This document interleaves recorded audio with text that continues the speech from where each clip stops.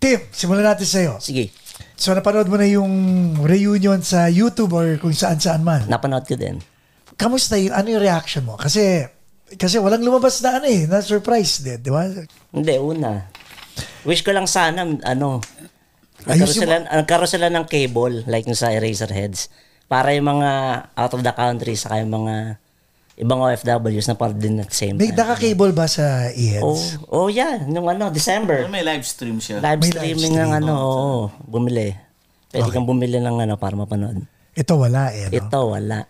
Pero yung performance na silang apat lang, walang lumabas na Perf, walang lumabas na Mike Elgar. How did you feel? Kayo mag-asawa? Sulit pa rin siya. In a way, parang nostalgia talaga sa mga hindi pa nakapanood.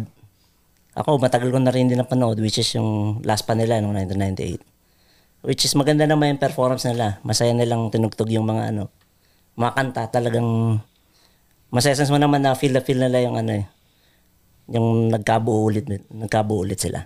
Nice. Karin, ikaw? Like did you see videos on YouTube? A little bit, yes. Pero mas napakinggan ko audio. Crush mo pa rin si Bamboo hanggang ngayon? Siyempre. So narinig mo si... Sorry kay Perf, idol ko siya sa gitara pero... So ikaw, you're a very good guitar player. Narinig mo si Rico Blanco tumugtog. What's your comment? Ang take ko sa buong set nila, I like it kasi narinig ko yung maturity as musicians. May mga iniba silang mga arrangement which is good. Kasi maririnig mo iniba nila ng konti ng take, mas ginawa nilang madrama.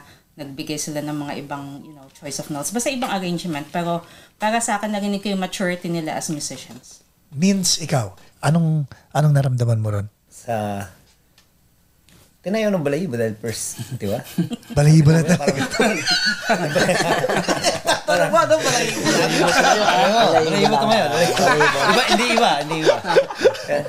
Alam mo yun, siyempre parang wow. Parang kiniligan. Iba ata yung tinayaw sa'yo. Hindi, ganun ako Diba, parang nakita sila, parang kakaiba. Jonathan, ikaw? Oh, happy and excited din nakita ko sila. Kasi they were in their elements. Looks like they were having fun playing with each other again. Saka, iba talagang frontman si Bamboo. Ibang frontman sa River Maya. Okay, maganda yung dalawang statement yan. Ibang frontman si Bamboo. Ibang frontman talaga sa River Maya. Doon muna tayo sa unang statement mo. Ibang frontman si Bamboo. As a frontman and singer, magaling talaga siya. He has the presence. Ibang frontman talaga sa River Maya. What does that mean? Ibig sabihin, nabuhay ang River Maya nung siyang kumanta. Siya talaga, for me, yes. For you. Okay. Bri, ikaw. Ikaw may pagka-pessimist ka dati nung nawala si Rico at saka si Bamboo.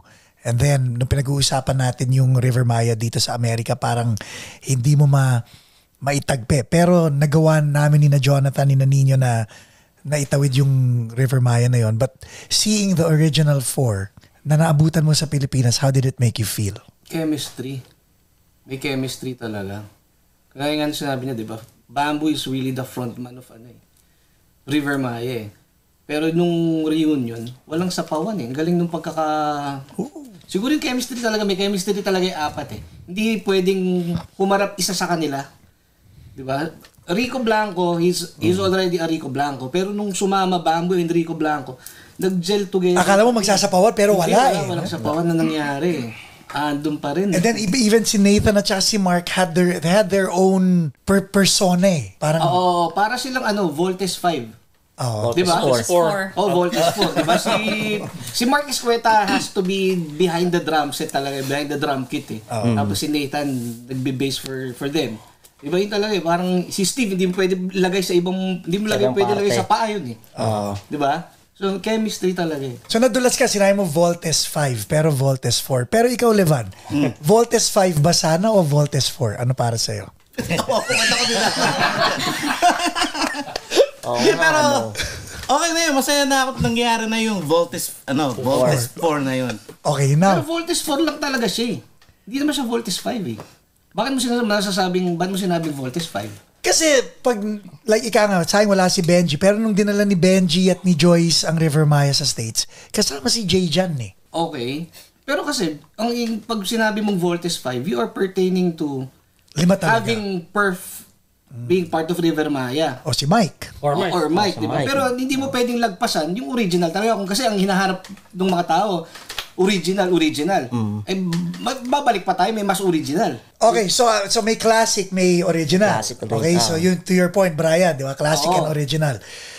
Is it safe to say sa'yo, mas mabigat yung classic kesa sa original? Hindi, ang River Maya lang kasi talaga, ang nagmarka is 4. Debatable? After the first album, di ba? Doon na lumipad eh. Di ba? Kung sa mga musikero, hanapin natin yung mahusay na gitarista, which is Perf De Castro. Pero sa case na to, yung 4 yung lumipad, yung 4 yung umalago eh. Nakilala ng mga batang 90s talaga.